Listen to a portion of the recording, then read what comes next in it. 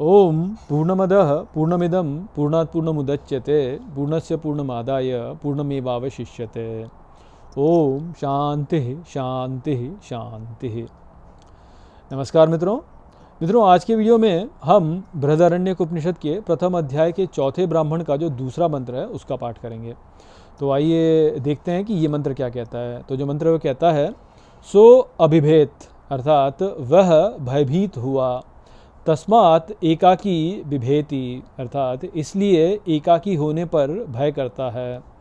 सह अयम इक्षाम चक्रे, अर्थात वह ही ये देखता है चारों ओर। यन्मदन्यन न अस्ति, अर्थात जो मुझसे अन्य नहीं है। कस्मान्नु बिभेमि इति, अर्थात इसलिए किससे भय करता हूँ ऐसे।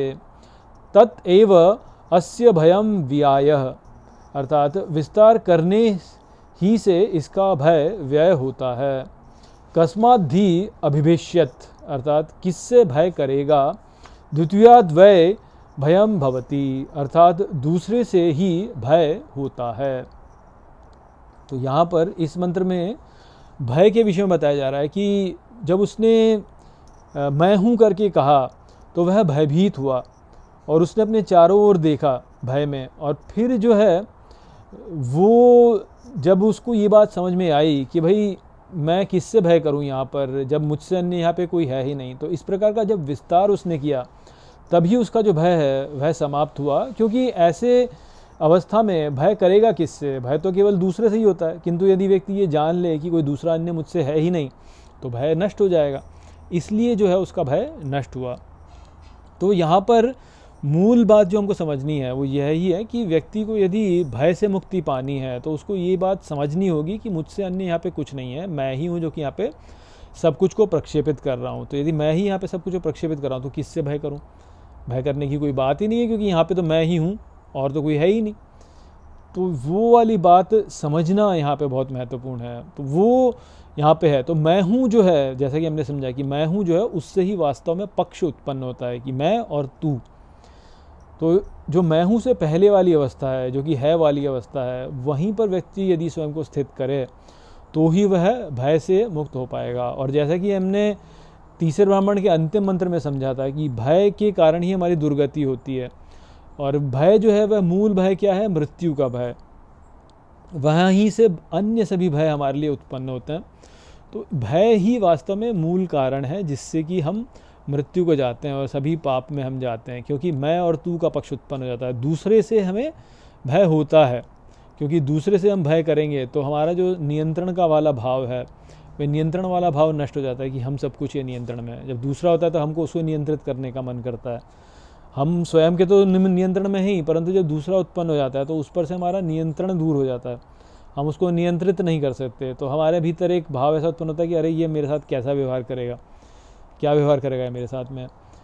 तो परंतु ये सब कुछ जो है ये वास्तव में मेरा स्वयं का ही प्रक्षेपण है, ये मेरा स्वयं का ही बाहर की ओर प्रक्षेपण है। दूसरा जो है वह मेरे स्वयं से ही बाहर की ओर प्रक्षेपित हो रहा है।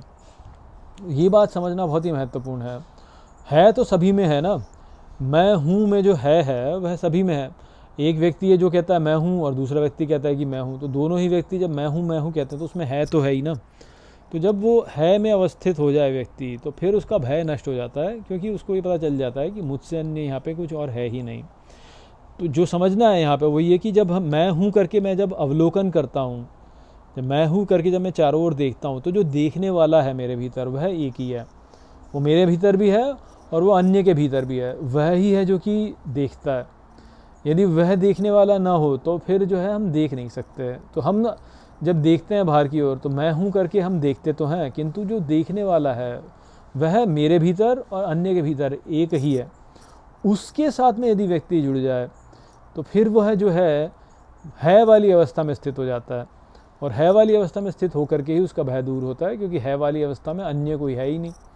और जो अन्य यदि कोई नहीं है तो फिर भय किस बात का, क्योंकि फिर तो मैं ही हूँ बस, फिर और कोई है ही नहीं। तो वो यहाँ पे हमको समझना है। तो जो द्वैत का भाव होता है कि दूसरा है और मैं हूँ, इससे निवारण प्राप्त करना ही वास्तव में हमको जो है भय से मुक्ति प्रदान करेगा, और तभी हम वास्तव में मृत्यु से मुक्त हो पाएंगे। इस बात को समझना बहुत ही महत्वपूर्ण है। तो आप भले ही किसी भी संप्रदाय में हैं, आप भले ही किसी भी प्रकार से ईश्वर की उपासना कर रहे हैं, जब तक आपके भीतर मैं और तू का भाव है, तब तक आप यही सोच लीजिए कि ना तो मुक्ति हुई है, ना ही राग द्वेष से कुछ हमारा छुटकारा हुआ है, कुछ भी वास्तव में नहीं हुआ है। आप भले ही जो है आपकी धार्मिक संप्रदाय को मानने वाले बहुत सारे लोग हों और सब कुछ मिल करके कर रहे हो, परंतु मैं और तू का भाव जब तक है तब तक नहीं होगा।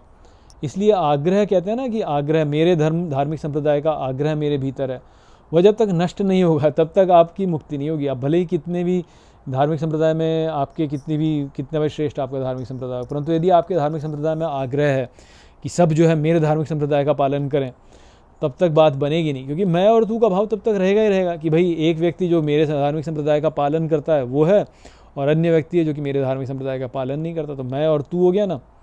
तो मैं और तू जब तक रहेगा तब तक नहीं चलेगा, क्योंकि उसमें दो रहेंगे ही रहेंगे, और दो होने से भय नष्ट हो नहीं सकता, क्योंकि दूसरे का भय सदा रहेगा ही रहेगा। क्यों रहेगा? क्योंकि दूसरा जो है वो हमसे अन्य है, हमारा उस पर नियंत्रण नहीं है, वो हमारे प्रकार का नहीं है। कुछ भी आप लगा लीजिए वहाँ पर तर्क, परंतु उस तर्क से जो है यह भाव ही उत्पन्न होगा कि ये मुझसे अन्य है, और ये मुझसे अन्य है तो ये जो है इस पर मेरा नियंत्रण नहीं है, तो इससे भय मैं करूँगा ही करूँगा।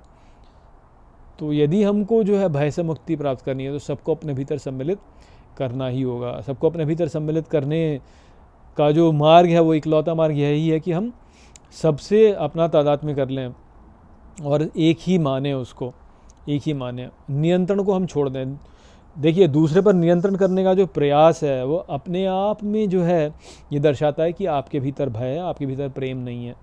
यदि आप चाहते हैं कि दूसरा मेरे जैसा हो, तो उस भाव में ही जो है ये अंतर्निहित है कि आप सीमित हैं और आपका हृदय जो है वह विस्तृत नहीं है।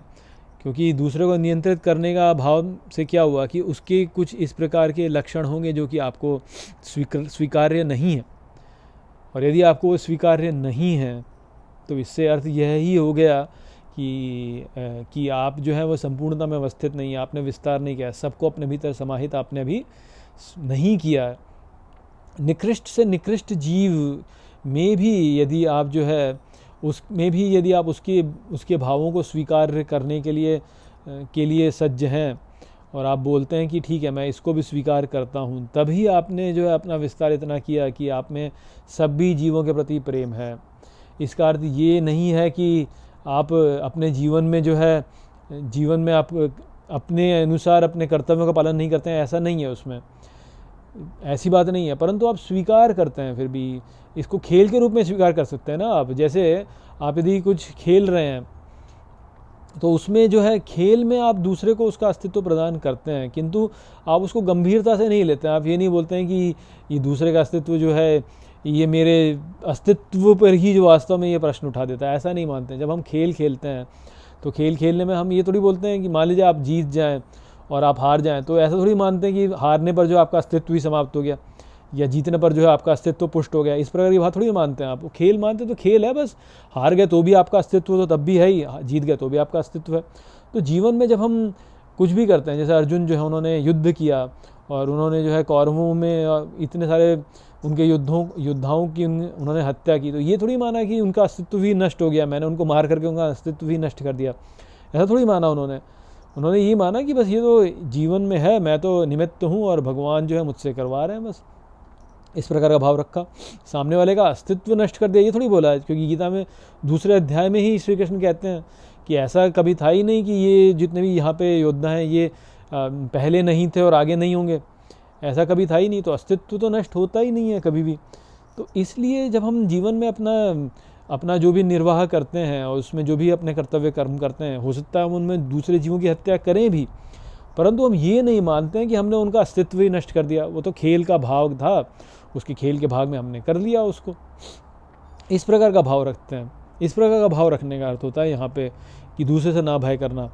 कि तो हम जब इस प्रकार के भाव में स्थित हो जाए कि हमारा अस्तित्व कभी नष्ट होगा ही नहीं, दूसरे का अस्तित्व कभी नष्ट होगा ही नहीं, तो फिर हमें किस बात का भय फिर? तो उस भय को नष्ट करना जो है वो तभी होगा जब हम जब हम इस प्रकार के भाव में अवस्थित हो जाएं तो फिर ना तो हमें अपनी मृत्यु का भय होगा, ना ही दूसरे की मृत्यु को लेकर के कोई भय होगा, क्योंकि हमें पता है कि किसी का अस्तित्व कभी नष्ट हो ही नहीं सकता, क्योंकि सब वास्तव में एक में ही है जो कि अस्तित्व है वास्तव में, और अस्तित्व ही तो है, और अस्तित्व जो है वह कभी नष्ट हो नहीं सकता। अस्तित्व के बिना ऐसा कभी हो ही नहीं सकता कि अस्तित्व का अस्तित्व ना रहे, तो इसलिए भय नष्ट हो जाता है ऐसे व्यक्ति का। तो वो संदेश था यहाँ पर इस मंत्र में। आशा करता हूँ कि मैंने इस मंत्र को आपको अच्छे से समझा दिया होगा। चलिए इसी के साथ इस वीडियो को यहीं पे समाप्त करते हैं। नमस्ते।